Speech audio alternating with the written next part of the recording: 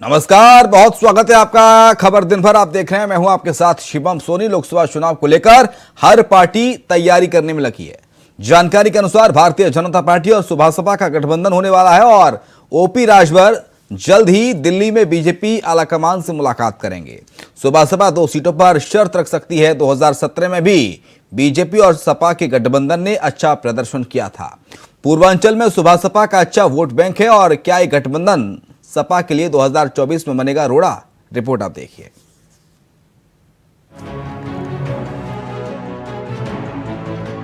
सुभासपा और बीजेपी के बीच गठबंधन की अटकलें एक बार फिर तेज होने लगी हैं। सूत्रों की माने तो जल्दी ओम प्रकाश राजभर की दिल्ली में बीजेपी नेतृत्व में मुलाकात हो सकती है। सुभासपा प्रमुख बीजेपी के आला कमान के कुछ नेताओं से मुलाकात कर सकते हैं। इस मुलाकात के दौरान दोनों के बीच गठबंधन और सीटों को लेकर मंथन होने की संभावना है। दिल्ली में होने वाली इस मुलाकात में गठबंधन के स्वरूप को अंतिम रूप दिया जा सकता है। सूत्रों की माने तो अगस्त में बीजेपी और सुभासपा के गठबंधन की घोषणा की जा सकती है। राजनीति के जानकारों की माने तो ओम प्रकाश राजभर का बीजेपी से गठबंधन हुआ तो 2 सीटों पर बात बन सकती है। सुभासपा प्रमुख गठबंधन की अधिकृत घोषणा से पहले उन 2 सीटों को पक्का करना चाहते हैं जहां से सुभासपा के उम्मीदवार लड़ाई जाएंगे। सूत्रों की माने तो ओम प्रकाश राजभर ने बीजेपी के शीर्ष नेतृत्व के सामने फिलहाल 2 सीटों की बात रखी है। इनमें एक सीट घोसी तो दूसरी गाजीपुर, भदोही और चंडोली में से एक सीट हो सकती है। हालांकि सूत्रों की माने तो सुभासपा की बीजेपी के करीबी ने निषाद पार्टी प्रमुख संजय निषाद की चिंताएं बढ़ा दी हैं। कैबिनेट मंत्री संजय निषाद को चिंता की राजभर की वजह से गठबंधन में कहीं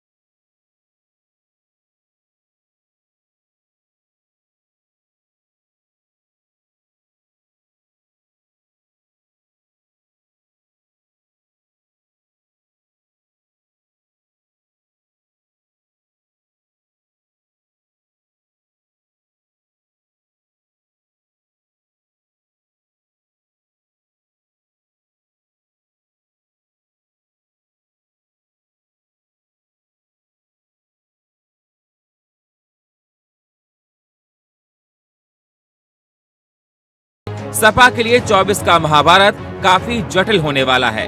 जातीय समीकरण को साधने के लिए सपा कौन सा जाल बिछाती है, ये तो आने वाला वक्त ही बताएगा।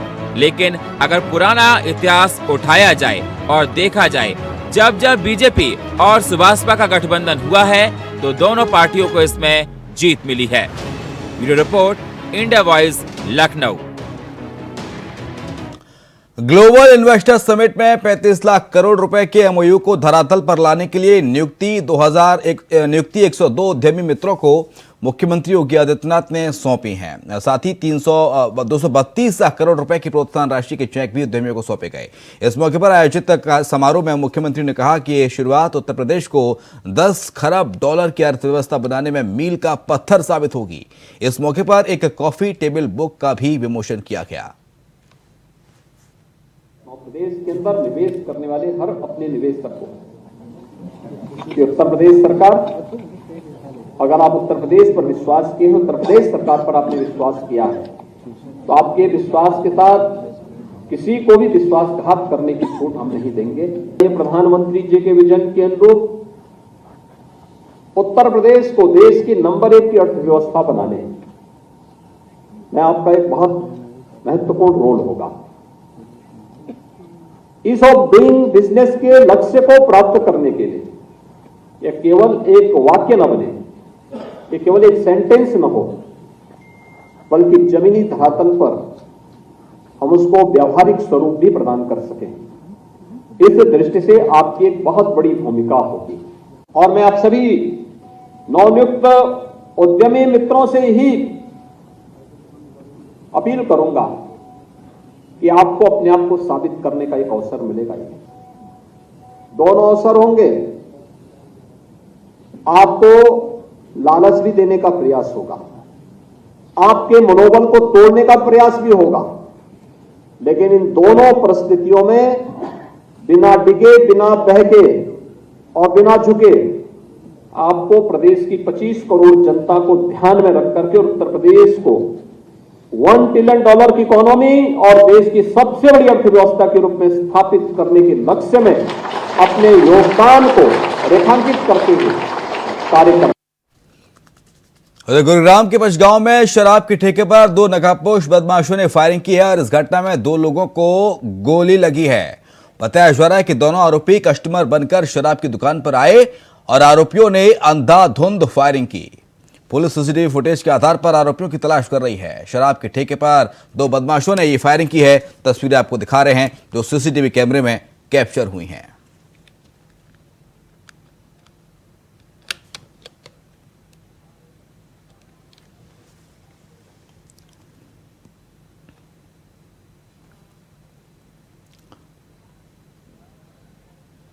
उधर हरियाणा विधानसभा के स्पीकर ज्ञानचंद गुप्ता ने बताया है कि मुंबई में रखे गए सम्मेलन जिसमें भारत के सभी विधायकों को बुलाया गया था ताकि वो सब मिलकर इस प्लेटफॉर्म पर अपनी विचार साझा कर सकें, साथ ही अपने कल्चर को प्रेजेंट कर सकें।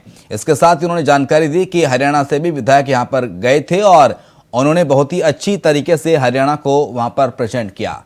बीजेपी सरकार के 9 साल पूरा होने पर 1 जून से 30 जून तक महाजनसंपर्क अभियान चलाया गया है, जिसके तहत हर एक जिले में प्रोग्राम बीजेपी करवा रही है। राष्ट्रीय विधायक सम्मेलन का आयोजन, सम्मेलन में शामिल हुए विधायक।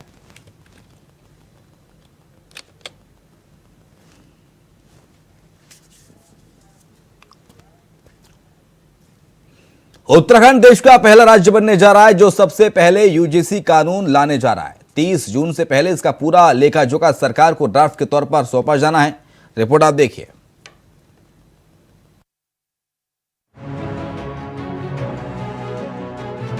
उत्तराखंड की पुष्कर सिंह धामी सरकार देश का पहला यूनिफॉर्म सिविल कोड कानून लाने जा रही है। माना जा रहा है कि 30 जून से पहले सेवानिवृत्त न्यायाधीश रंजना देसाई की अध्यक्षता वाली कमेटी इसका पूरा ड्राफ्ट सरकार को सौंप देगी। ऐसे में सभी के अंदर इच्छा है कि आखिरकार देश के पहले यूनिफॉर्म सिविल कोड का ब्लूप्रिंट कैसा होगा। तो दरअसल सूत्रों की माने तो कमेटी ने करीब 2,31,000 सुझाव में से इन सुझाव पर कुछ सुझाव पर मोहर लगाई है जो इस कानून में शामिल किया जा सकते हैं। जानकारों की माने तो इस कानून में पॉलीगैमी या बहुविवाह पर रोक लगाई जा सकती है, लड़कियों की शादी की उम्र बढ़ाई जा सकती है, लिव इन रिलेशनशिप का डिक्लेरेशन करना जरूरी होगा, माता पिता को लिव इन रिलेशनशिप की सूचना दी जाएगी, उत्तराधिकार में लड़कियों के बराबर लड़कों को हिस्सा मिलेगा, एडॉप्शन सभी के लिए अलाउ किया जाएगा। मुस्लिम महिलाओं को भी गोद लेने का अधिकार दिया जाएगा। गोद लेने की प्रक्रिया आसान की जाएगी। हलाला और इद्दत पर रोक लगाई जा सकती है। बगैर रजिस्ट्रेशन किसी भी सरकारी सुविधा का लाभ नहीं मिल पाएगा। वहीं पति पत्नी दोनों को तलाक के समान अधिकार दिए जाएंगे। साथ ही जनसंख्या नियंत्रण की भी बात इस कानून में की जा सकती है। वहीं इसको लेकर मुख्यमंत्री पुष्कर सिंह धामी ने कहा कि उत्तराखंड सरकार का यह संकल्प है कि प्रदेश में यूनिफॉर्म सिविल कोड को लागू किया जाए। यही वजह है कि सरकार के गठन के बाद ही यूसीसी का मसौदा तैयार करने के लिए कमेटी गठित किया गया। हालांकि पिछले 1 साल के भीतर कमेटी ने यूसीसी के लिए लगभग मसौदा तैयार कर लिया है। ऐसे में उम्मीद है ये कमेटी 30 जून तक ड्राफ्ट को तैयार कर शासन को सौंप देगी, जिसके बाद इसे उत्तराखंड राज्य में लागू कर दिया जाएगा। यूसीसी हमारा संकल्प है और हमने उत्तराखंड के अंदर सरकार का जो पहला निर्णय, हमारा ये नई सरकार के गठन होने के बाद जो पहला निर्णय हमने लिया था कि हम यूसीसी के लिए कमेटी का गठन करेंगे और 1 साल तक कमेटी ने अपना काम पूरा करने की दिशा में काफ़ी बढ़ गए हैं। 30 जून तक उन्होंने कहा है कि वो उसकी रिपोर्ट सौंप देंगे। तो मैं ये कहना चाहता हूँ कि ये यूसीसी का जो मॉडल है, ये मॉडल अपने आप में एक सभी के लिए आगे आने वाले समय में मॉडल बनेगा और उत्तराखंड हम इसको लागू करने की दिशा में आगे बढ़ेंगे। और मैं बार बार कह रहा हूँ कि हमने इसकी शुरुआत की है। हम भारतवर्ष के अन्य राज्यों से भी सभी से अपेक्षा करेंगे कि सभी राज्य इस दिशा में आगे बढ़ें और समान नागरिक संहिता लागू करने के लिए दिशा के लिए कदम उठाएं। वहीं इस पर जहां बीजेपी का कहना है कि धामी सरकार अपना संकल्प पूरा कर रही है, तो वही इसको लेकर बीजेपी ने केंद्र सरकार पर निशाना साधा है। समान नागरिक संहिता का ड्राफ्ट बनकर तैयार है और मुझे बताते खुशी बहुत जल्दी वो ड्राफ्ट सरकार को प्राप्त हो जाएगा और उत्तराखंड पहला राज्य बनेगा जहां समान नागरिक संहिता को हम लोग लागू करने वाले राज्य के रूप में होंगे। ये बात इसलिए कह रहा हूँ कि संविधान में लिखा हुआ है कि समय आना चाहिए जब देश के अंदर समान नागरिक संहिता बने। उस उद्देश्य के साथ हमारा राज्य पुष्कर धामी जी के नेतृत्व में पहला राज्य देश का बन रहा है जहाँ सबके लिए कानून बने। और इसके लिए हमने शुरू से ही सामाजिक संगठनों से, आम जनता से, राजनीतिक दलों से हमने राय शुमारी की है और उसी आधार पर ये लागू होगा। और ये भी बताते खुशी है कि देश की पार्लियामेंट भी इसे भविष्य में संज्ञान ले और देश में ये कानून लागू हो तो भारत का भारतत्व एक संविधान के अंदर दिखाई देगा। देखिए धारा 370 और कॉमन सिविल कोड, ये भारतीय जनता पार्टी के आज से नहीं जन्मजात मुद्दे हैं। जब से भारतीय जनता पार्टी बनी है तब से इन मुद्दों पर इनकी चर्चा रही है और इन्होंने कहा है कि हम ये काम करेंगे। अगर आज वो काम कर रहे हैं तो वैसे तो राज्य सरकार को कोई अधिकार नहीं है समान नागरिक संहिता लाने का। अगर भारतीय जनता पार्टी ईमानदार होती, संवेदनशील होती, अगर वो समान नागरिक संहिता लाना चाहती तो भारत सरकार लाती। वो तो केंद्र का कानून है, तब माना जाएगा। अब राज्य में अलग अलग राज्यों में आप उसको लाना चाह रहे हैं। अलग अलग राज्यों की अपने अपने विषम भौगोलिक, धार्मिक, राजनीतिक परिस्थितियां हैं। आप क्या बनाएंगे, देखते हैं किस तरह का ड्राफ्ट सरकार लाती है, क्या पब्लिक डोमेन में आता है, उसके बाद उसमें और भी चर्चा करेंगे। बहरहाल बीजेपी यूसीसी कानून को लेकर जहां सरकार की पीठ थपथपा रही है, तो वहीं कांग्रेस बीजेपी पर आरोपों की बौछार कर रही। लेकिन अब देखने वाली बात ये होगी कि आखिर इस कानून में सरकार किन किन नियमों को शामिल करती है और इससे जनता को कैसे लाभ मिलता है। देखने वाली बात ये भी होगी क्या सरकार के इन कानून को लागू करने के बाद हलाला, 3 तलाक जैसी घटनाओं पर लगाम लगती है या नहीं। अभय कैतुरा, इंडिया वॉइस, देहरादून। और ले रहे हैं फिलहाल एक छोटा सा ब्रेक। खबरों का सिलसिला ब्रेक के उस पार भी जारी रहेगा। तो ब्रेक के बाद आपका स्वागत है। कानून व्यवस्था पर मुख्यमंत्री हेमंत सोरेन ने झारखंड में उच्च स्तरीय बैठक की और बैठक में सोरेन ने सख्त निर्देश दिए हैं। तो वहीं विपक्ष में बैठी बीजेपी बिगड़ती कानून व्यवस्था पर जमकर निशाना साध रही है सोरेन सरकार पर। रिपोर्ट आप देखिए।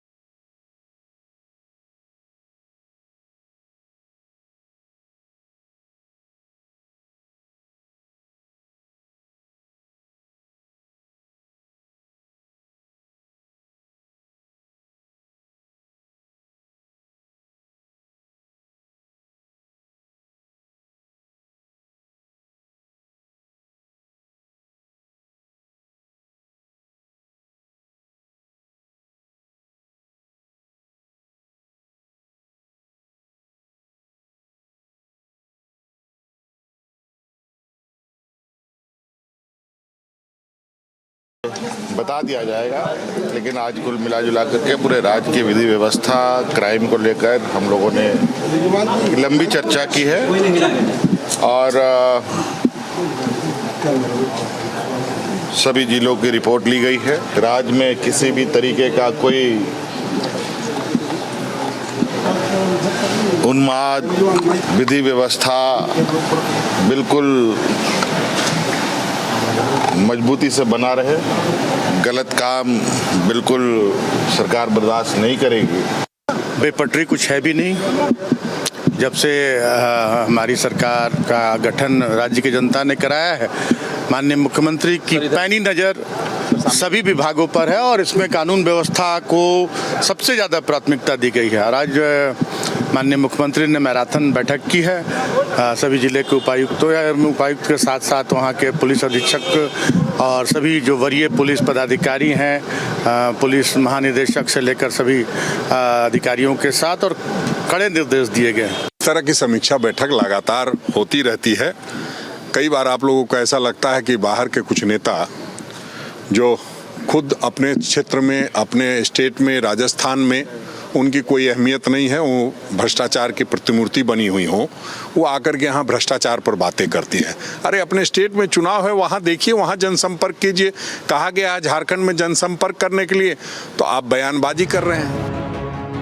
बता दें कि राज्य में पुलिस अधिकारियों के शिथिल रवैये की वजह से इस प्रकार राजधानी समेत पूरे राज्य में आपराधिक घटनाओं में बेतहाशा वृद्धि हुई है। उसके बाद इस बैठक के कई बड़े मायने निकलते हैं। हालांकि मुख्यमंत्री के द्वारा तमाम पहलुओं पर दिए गए निर्देश के बाद झारखंड पुलिस कितना एक्शन में आती है, ये देखने वाली बात होगी। साथ ही देखना यह भी होगा कि आने वाले समय में प्रदेश के अंदर अपराध में आखिर कितनी कमी आती है। Bureau report, India voice. और राजस्थान के कोटा में स्थित सबसे बड़े एमबीएस अस्पताल की नई बिल्डिंग में अजीब वाकया घटित हुआ। अस्पताल में उस वक्त हंगामा हो गया जब एक वकील फिल्मी स्टाइल में स्कूटी लेकर अस्पताल में घुस गया। इतना ही नहीं, वकील साहब काला कोट पहनकर स्कूटी को चलाते हुए लिफ्ट में पहुंच गए। वकील लिफ्ट में स्कूटी समेत तीसरी मंजिल पर पहुंच गए और अस्पताल के कर्मचारियों ने इस दौरान इनको रोकने की कोशिश की, लेकिन वो तो ठहरे वकील साहब। वकील ने कानून का हवाला देते हुए व्हीलचेयर नहीं होने पर हंगामा खड़ा कर दिया। वकील मनोज जैन अपने बेटे लवित्र जैन, जिसके पैर में फ्रैक्चर हो गया था, उसे एमबीएस अस्पताल लेकर पहुंचे थे, लेकिन उन्हें वहां काफी तलाश के बाद भी व्हीलचेयर नहीं मिली। फिल्मी स्टाइल में अस्पताल पहुंचे फिर वकील साहब।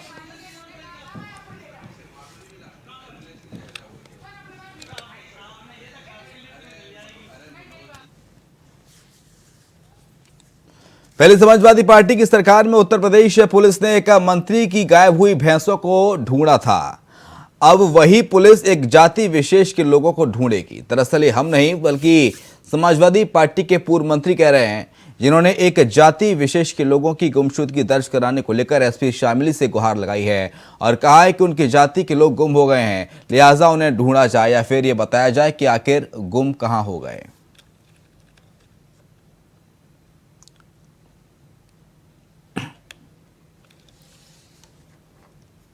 और इसके साथ खबर दिन भर में इतना ही। खबर लगातार जारी है।